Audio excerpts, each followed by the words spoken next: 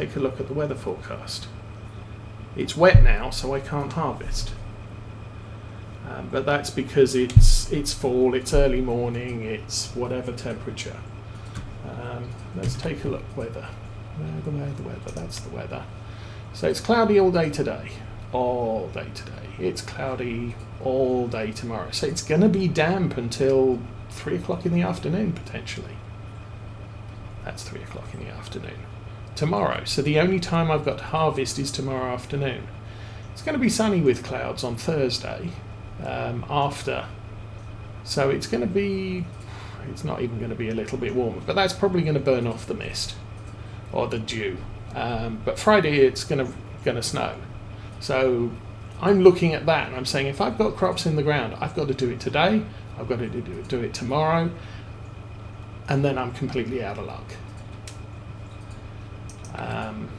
And depending on how critical it is that I get the crops out of the ground, and you're putting that together with this screen and saying, well, I can harvest my sunflowers and soybeans for today and the next 3 days and then I'm done. Sugar beets can go into, I've got a little bit longer. So back here I'm looking and saying I've got to get my wheat harvested by the end of early spring or it's dead. And knowing that it's going to rain is very important. And obviously it's something that real life farmers have to cope with as well. But you have these weather forecasts. The nice thing is they're not set in stone. They are forecasts, and the further out that it's being forecast, the less likely it is to happen. But it's still somewhat of an idea of what sort of limit I have to get the job done before I'm not going to be able to do it. And I haven't seen anything like that for 22. Now the other thing I like is this screen, where it's telling me when is the best time to sell my wheat. I don't have any, but this day. So I want to be looking probably around these 3 days. Let's run down there.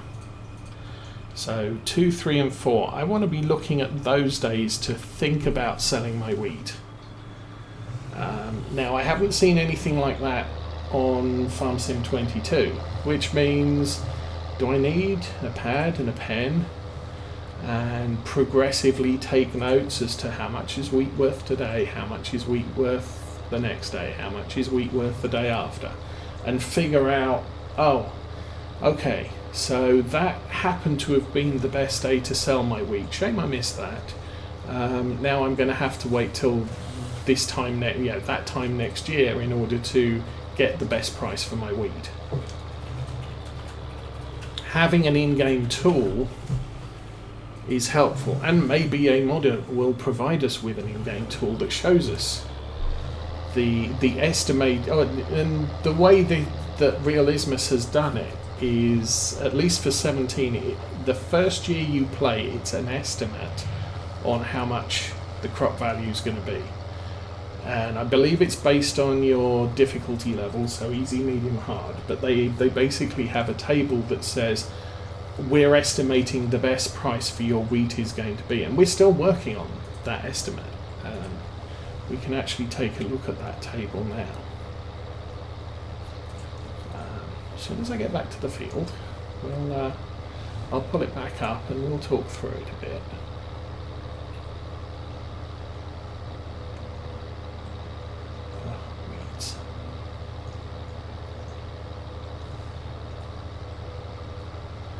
So, this is our field. Yeah, this is our field. I did drink all my tea this morning. Yay, tea. Okay, there's the road sign. There's an oncoming car. 2. You're stopping. Aha.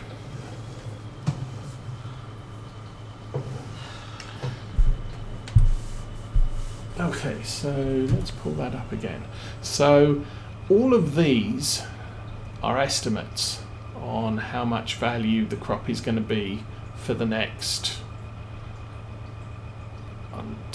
4 months. We'll call them months. These are all actuals. This used to be a very smooth flowing graph that just followed a sort of a sine wave. But last year the price for wheat on day 2 of early spring was lower than it was day 1. And that's, if that was the predicted, and that's the predicted, and that's the predicted, these two came in below prediction. You can also get an outlier where possibly a great demand happened on that day, which artificially pushed up barley value on this day, but I can't rely on that next year. These ones were last year's sales, and they could be completely different next year, but they're going to be about that. The prices here are going to be about these levels, so 720-ish on the best day for sale. And there's still obviously number of sell points on the map is going to adjust that a little bit. It's going to be an average of the 2, however many wheat sell points there are on this map. And the more sell points, the more variation you have. If you have sell points which are artificially high, so Sosnovka had the train sell point, and that was typically a higher value, or a higher value paid for the crop if you shipped it by train. And so that's going to artificially adjust those original predictions. Sometimes the realismus prediction is a lot higher than it actually turns out to be on the map you're playing at the difficulty level you're playing. And that can be because a map maker modifies the modifies the economy. Lawfolds has an artificially high economy, so you're probably the equivalent if you played what was it, Goldcrest Valley at medium. Those prices are probably what you were going to see on Lawfolds at easy. No, other way round. If you were playing medium, they're probably the prices that would appear on Lawfold in hard mode, because the map maker made the economy more advantageous to the player.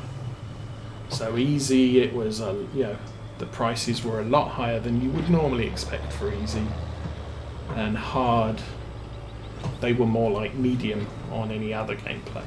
Some map makers penalise you, and so they make the economy a lot harder. So if you play on easy level, you're probably seeing typical medium difficulty pricing. Yes. So that's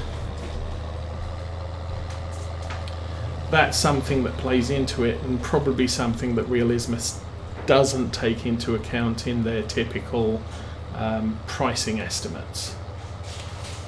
Why isn't that good? Oh, no. Oh, I have done bad. I have done bad. Push the wrong button.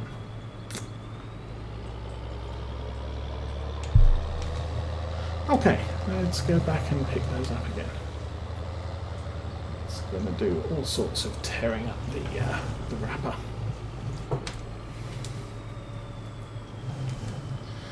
Okay, yeah. One thing that annoys me about this kit is you can press the unload button. You should have to fold in the arm. So finish the loading before it will accept an unload command. And it doesn't. So what I did there was I pressed the unload button while the arm was still in load mode. But yeah, I mean, these informational screens are possibly something we will see modders come up with. If the data is available from the game.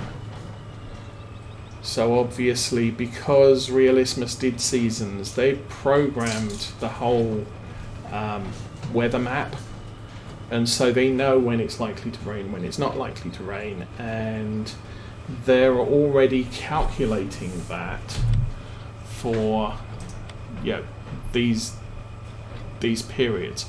And so it's going to be cloudy all day today. I fully expect it to be cloudy all day today, because they've already generated that random number seed. But with rain, if it was going to rain at 6 o'clock tomorrow morning, the rain might start a little bit earlier, or it might start a little bit later. And 6 o'clock is an estimated, this is probably about when it's going to start, but there's a little random number seed there that's just saying, yeah, we can move it an hour either way, or up to 3 hours either way, or just completely ignore it and say, hey, you know what, we said it was going to rain, it's just going to be cloudy. And yeah, that's because, as I was saying, the random number for the weather has already been generated in game.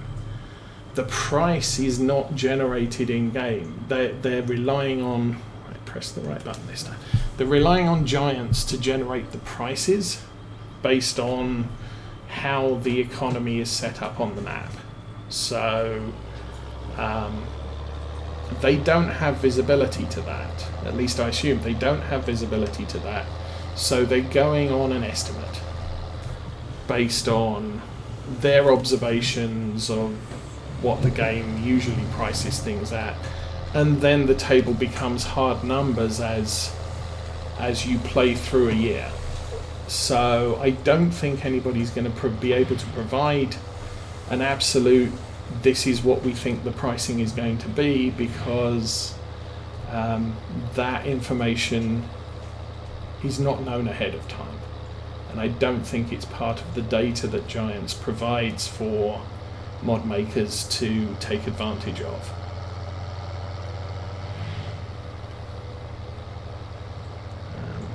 But things like, the information readout on the minimap, where you've got your heading, compass heading, and XY positions on the map, that's data that a modder can make use of.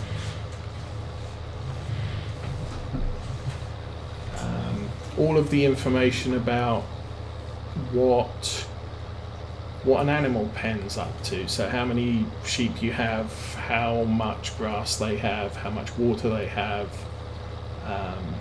all of that sort of stuff is visible data.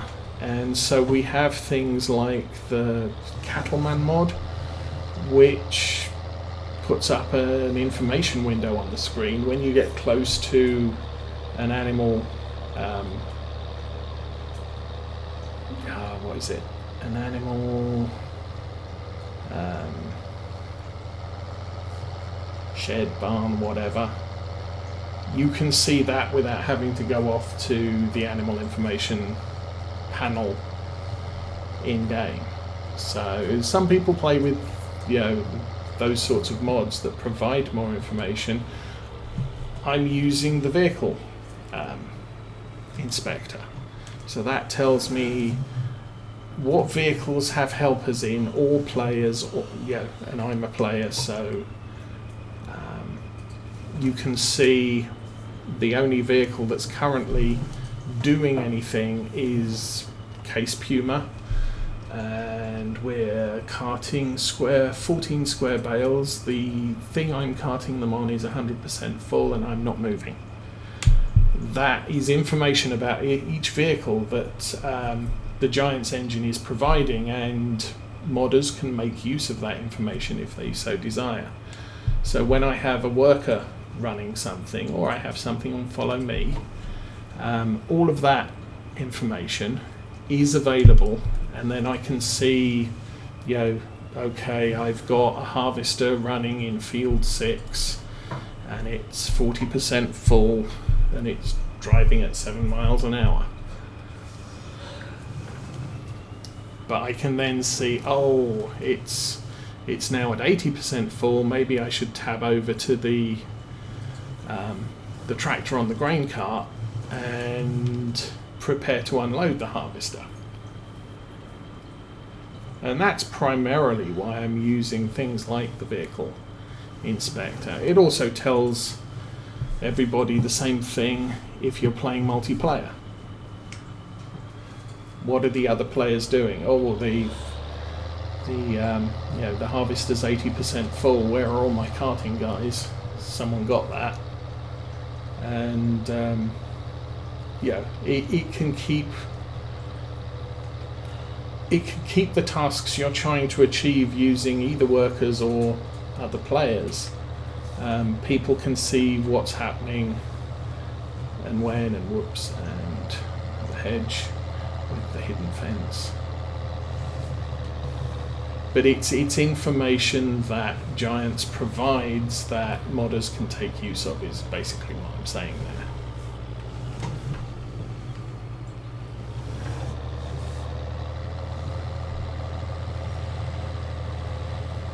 So potentially there could be, much like the Cattleman mod in 19, there could be something for production facilities in 22.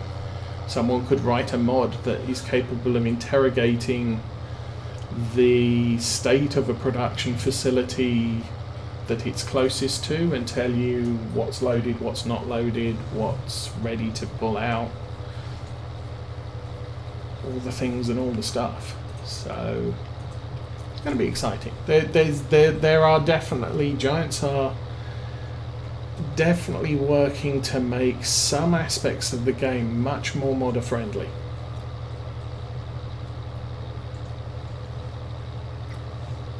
Obviously, for the longest time, equipment has been the easiest thing.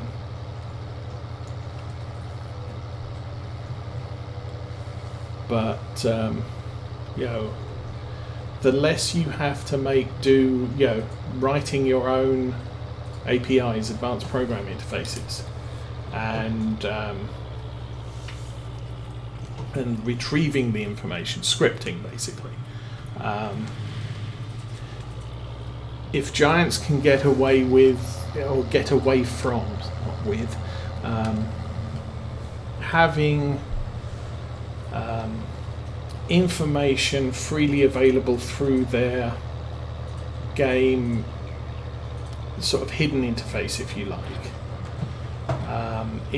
we're going to get a lot more mods that don't involve scripting. They just involve fetching the information that Giants is already providing and displaying it on some nice screen.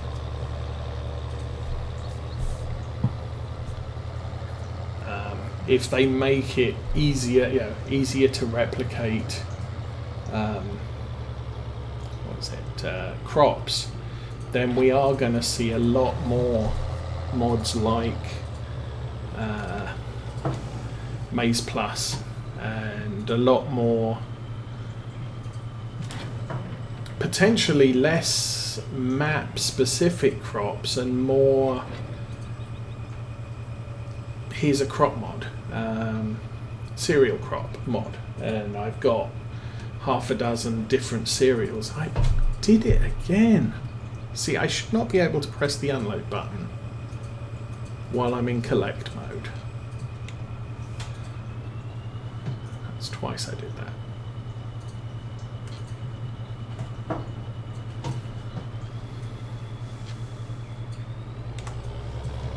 So let's get that reloaded, shall we?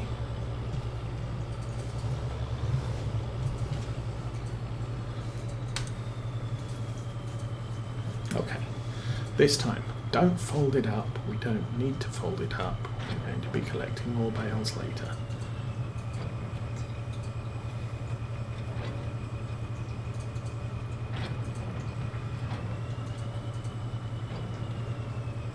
But they have to be able to.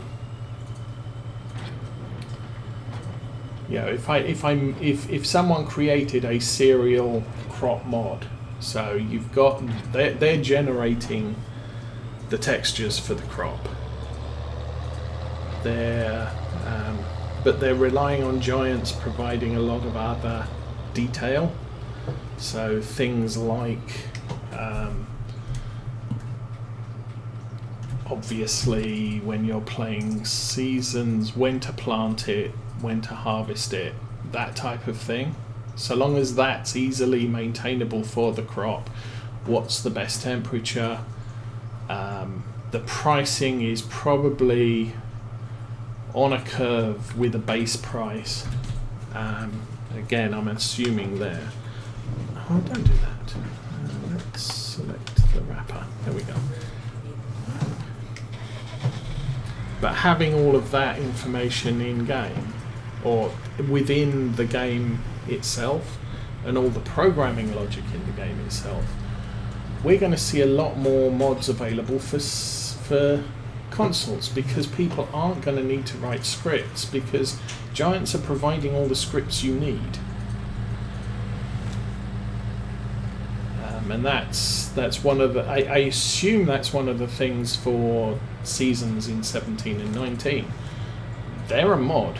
They're a heavily scripted mod, and so technically we shouldn't be able to have seasons on consoles. But if Giants have adopted the season scripting into the base game, that gets around the restriction of the console manufacturers that you can't have third-party licensed scripts running around in a game. And so, Giants can say, well, the scripts are all ours. This is just a user interface, and user interfaces don't use scripts per se.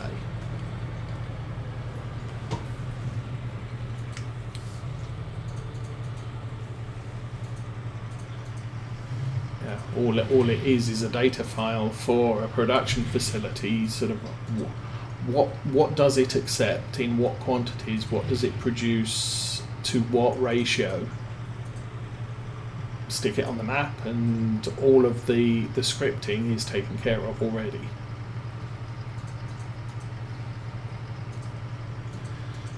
Okay. So I can see probably good things coming for console players, and definitely if there is no reason for a script mod. Whoops, I need to get to the store first. There's no reason for script mods, then we're gonna see it should be a lot easier to do cross-platform play as well. Because if 100% of the mods are supported or allowed for on consoles, then there's no reason necessarily to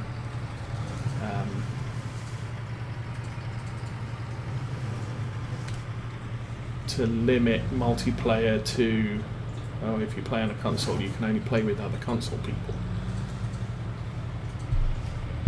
That'll be good, I think. Okay, let's get these things. It is what it is. They just lined up in the middle.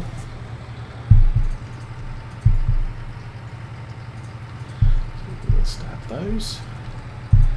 Those are reading as clover silage. Ooh, and heavy clover silage at that.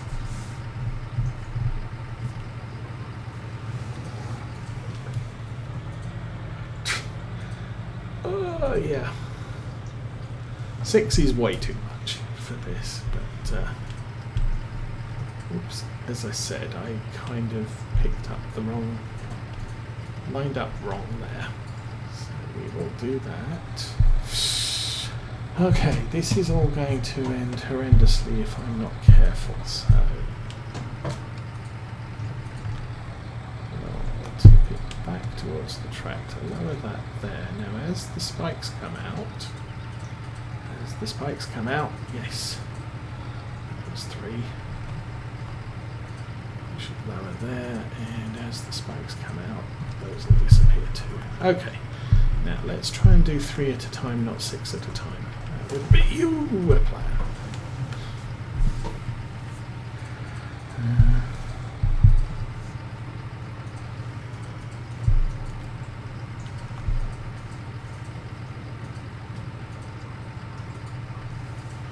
I think I just messed up again, and this time it will be even worse.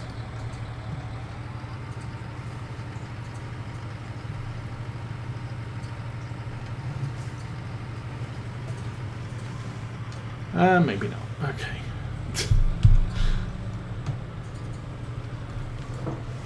Suddenly got a lot lighter to pick all of those up. Caught you. Are you really stabbed? There we go.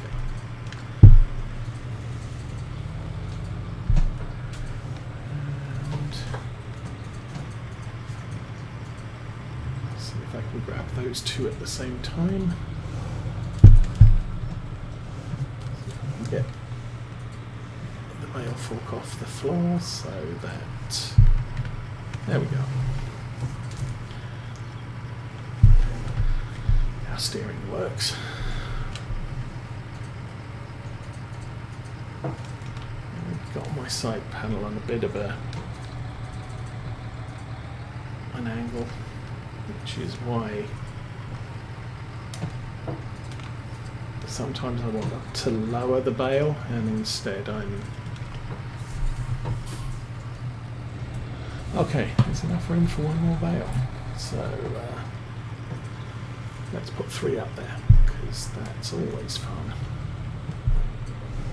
And I happen to have those 3 there.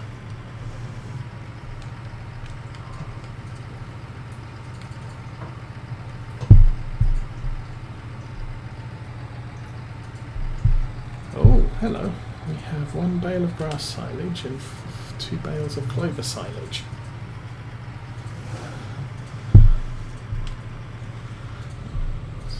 Probably the first bale that we picked was grass. Actually, it wasn't. The first bale we made was grass, because I didn't empty the baler. But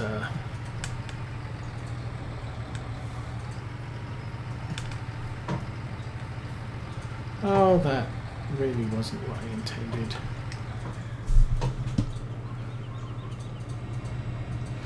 Oh well, we'll do it the slightly cheating way.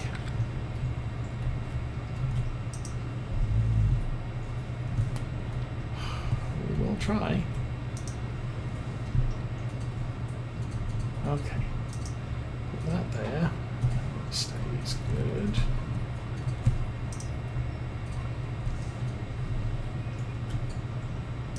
That there, and oh look, the first one's gone already.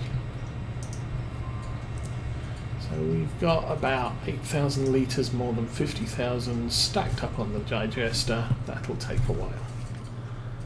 Meanwhile,